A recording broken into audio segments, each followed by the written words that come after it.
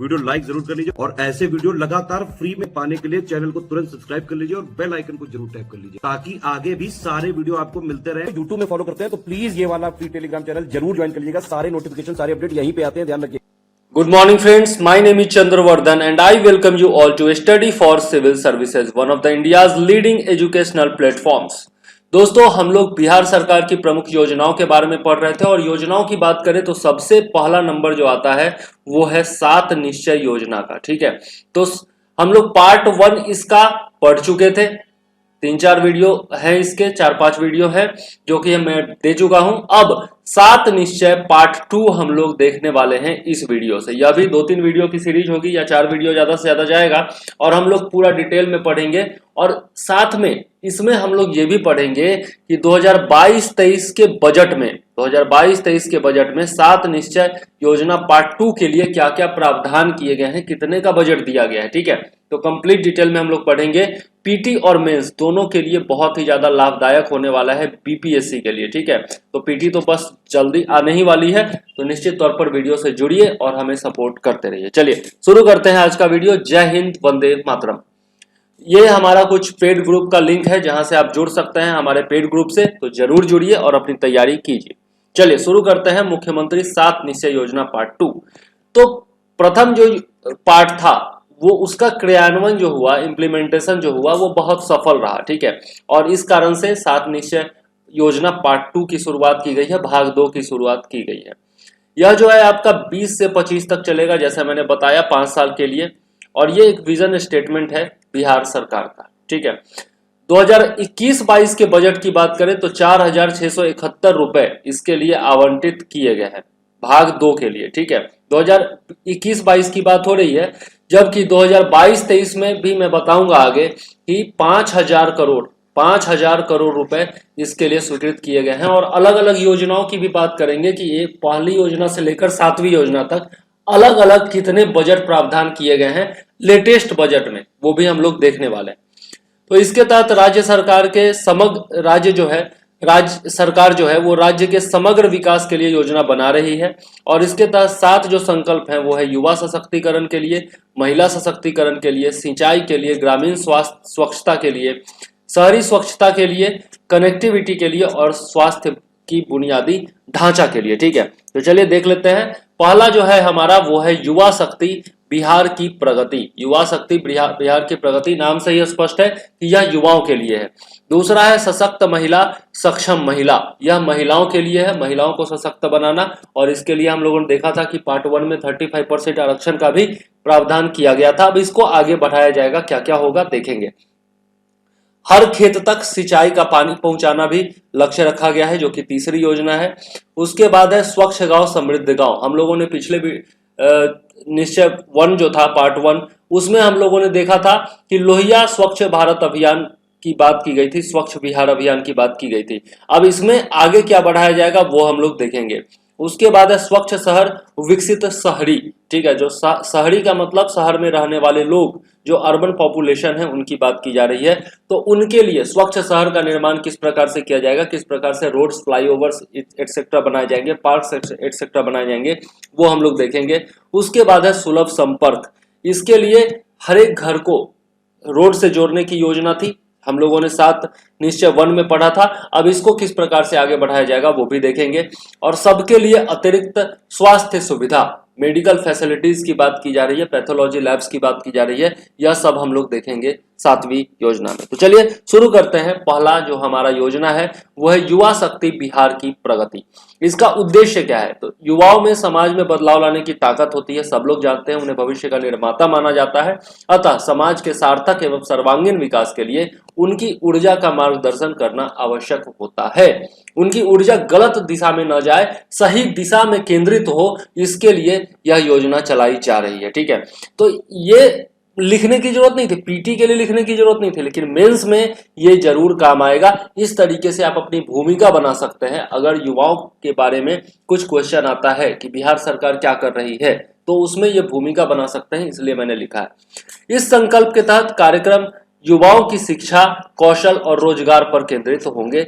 ये जो है आपका इंपॉर्टेंट पॉइंट है पीटी के लिहाज से। अब देख लेते हैं इसमें क्या क्या किया जाएगा। तो निश्चय योजना 1 जो था हमारा, उसके तहत हम लोगों ने देखा था कि जो भी कार्यक्रम चालू किए गए थे, चाहे वो स्टूडेंट क्रेडिट कार्ड योजना हो या फिर बाकी जितनी भी योजनाएं हैं, उन सबको जारी रखा जाएगा। और इसके अलावा ये जो योजना थे, क्रेडिट कार्ड योजना, मुख्यमंत्री निश्चय स्वयं सहायता भत्ता योजना, ठीक है, और उसके अलावा कुशल युवा कार्यक्रम, ये सब तो जारी रहेगा ही। इसके अलावा क्या किया जाएगा, तो बाजार की मांग के अनुरूप आधुनिक तकनीकी प्रशिक्षण संस्थानों की स्थापना की जाएगी। ट्रेनिंग इंस्टीट्यूट जो है, टेक्निकल ट्रेनिंग इंस्टीट्यूट, इनको एस्टेब्लिश किया जाएगा मार्केट डिमांड के हिसाब से। उसके अलावा पुराने और नए स्थापित राज्य पॉलिटेक्निक और आईटीआई संस्थानों का आधुनिकीकरण किया जाएगा, यानी कि मॉडर्नाइजेशन किया जाएगा आईटीआई इंस्टीट्यूट्स और पॉलिटिकल इंस्टीट्यूट्स का। प्रशिक्षण की गुणवत्ता में सुधार के लिए राज्य पॉलिटेक्निक और आईटीआई संस्थानों में उत्कृष्टता केंद्र का निर्माण किया जाएगा। सेंटर ऑफ एक्सीलेंस क्रिएट किए जाएंगे। आईटीआई इंस्टीट्यूट्स और पॉलिटेक्निक इंस्टीट्यूट्स जितने भी हैं स्टेट में, उनकी क्वालिटी को इंप्रूव करने के लिए, ठीक है। इसके अलावा सौर, ड्रोन, ऑप्टिकल फाइबर और नेटवर्किंग, ट्रांसफार्मर निर्माण, आईटी इत्यादि जैसे नए और उच्च स्तरीय तकनीकी पाठ्यक्रमों की शुरुआत होगी, जिनके वर्तमान उद्योगों में उच्च मांग है। मतलब कि जो सोलर पैनल्स हैं, इन सब से संबंधित, या फिर ड्रोन से संबंधित, ऑप्टिकल फाइबर एंड नेटवर्किंग से संबंधित, ट्रांसफार्मर, मैन्युफैक्चरिंग, आईटी एटसेट्रा, जो भी आपके हाई डिमांडेड आपके जॉब्स हैं या फिर हाई डिमांडेड जो भी एरियाज हैं जहां पर सबसे ज्यादा जॉब्स आज के डेट में मिल रहा है, प्रेजेंट इंडस्ट्री की जो डिमांड है उसके मुताबिक नए टेक्निकल कोर्सेज शुरू किए जाएंगे। प्रत्येक जिले में मेगा स्किल सेंटर स्थापित किए जाएंगे युवाओं को परिधान बनाने, ठीक है, यानी कि जो आपके एक तरह से कह सकते हैं कि फैशन टेक्नोलॉजी की शिक्षा दी जाएगी। इसके अलावा सोलर पैनल, एसी, रेफ्रिजरेटर की मरम्मत, बुजुर्गों और मरीजों की नर्सिंग, सौंदर्य और कल्याण प्रशिक्षण जैसे ओपलर और उपयोगी कौशल का प्रशिक्षण मिलेगा। Mega skill centres will be set up in each district. Youth will get training in popular and useful skills like apparel making, solar panels, AC, refrigerator making, nursing for elderly and patients, beauty and wellness training etcetera. Okay, तो मैं ये bilingual में बता रहा हूँ जानबूझ करके। आप लोग यदि हिंदी माध्यम से हो तो भी और इंग्लिश मीडियम से हो तो भी, दोनों को भी कोई दिक्कत ना हो। प्रत्येक अंचल में, प्रत्येक ब्लॉक में टूल रूम एवं प्रशिक्षण केंद्र की स्थापना की जाएगी। वे ग्रामीण युवाओं को आधुनिक मशीनों और तकनीकों का प्रशिक्षण देंगे। कौशल विकास एवं उद्यमिता विभाग की स्थापना की जाएगी।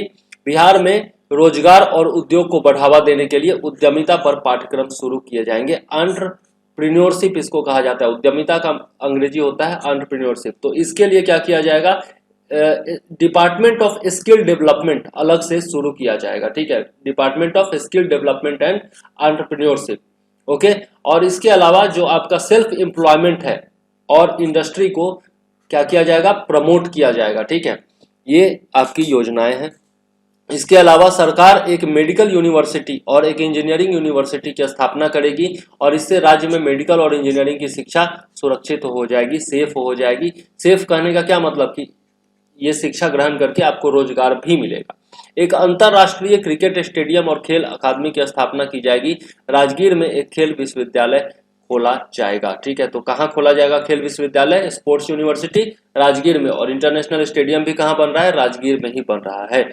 स्टार्टअप के लिए वित्त अनुदान क्या दिया जाएगा, तो केवल रोजगार पैदा करने के बजाय रोजगार सृजनकर्ताओं को प्रेरित करना भी अधिक महत्वपूर्ण है। और इसके लिए सरकार जो है वो परियोजना लागत की कम ब्याज दर, मतलब 1% ब्याज दर पर 50% अनुदान, अधिकतम 5 लाख रुपए तक और 50% वित्त देकर स्टार्टअप को बढ़ावा देगी। मतलब कि अगर आप 5 लाख रुपए का तक का ऋण ले सकते हैं। मान लिया कि आपने 50 लाख का कोई फैक्ट्री बनाया, ठीक है, कोई एक परियोजना बनाई जो कि 50 लाख बहुत ज्यादा हो गया, सोचिए 10 लाख का है, ठीक है, तो उसमें क्या किया जाएगा, 1% पर आपको 5 लाख रुपए दिए जाएंगे। 50% जो है वो दिया जाएगा और अधिकतम 5 लाख तक दिया जाएगा। तो ये लिमिट जो है वो जरूर याद रखिएगा, ठीक है, ये लिमिट याद रखना जरूरी है पीटी के लिहाज से। और खेल विश्वविद्यालय कहाँ स्थापित किया जाएगा, स्पोर्ट्स, फिर आपका स्टेडियम कहाँ स्थापित किया जाएगा इंटरनेशनल, ये भी जरूरी है पीटी के लिहाज से। औद्योगिक प्रशिक्षण पॉलिटेक्निक संस्थानों में गुणवत्ता बढ़ाने की योजना है।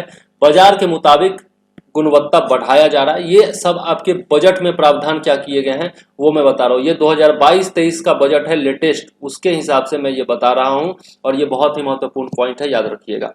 पहले चरण में 60 और दूसरे चरण में 89 औद्योगिक प्रशिक्षण संस्थानों का चयन किया गया है, आईटीआई का चयन किया गया है। सेंटर ऑफ एक्सीलेंस की स्थापना के लिए भारतीय प्रौद्योगिकी संस्थान पटना को नॉलेज पार्टनर बनाया गया। ये बहुत ही इंपॉर्टेंट पॉइंट है कि नॉलेज पार्टनर कौन होगा, तो आईआईटी पटना होगा सेंटर ऑफ एक्सीलेंस के लिए। हर जिले में मेगा स्किल सेंटर, प्रथम चरण में कहां पटना, नालंदा और दरभंगा में मेगा स्किल सेंटर का निर्माण किया जा रहा है। दूसरे चरण में 6 जिलों में स्थापना होगी। तो प्रथम चरण में 3 जिले हैं, कौन कौन, पटना, नालंदा और दरभंगा, याद रखिएगा, ये पीटी के लिहाज से इंपॉर्टेंट है।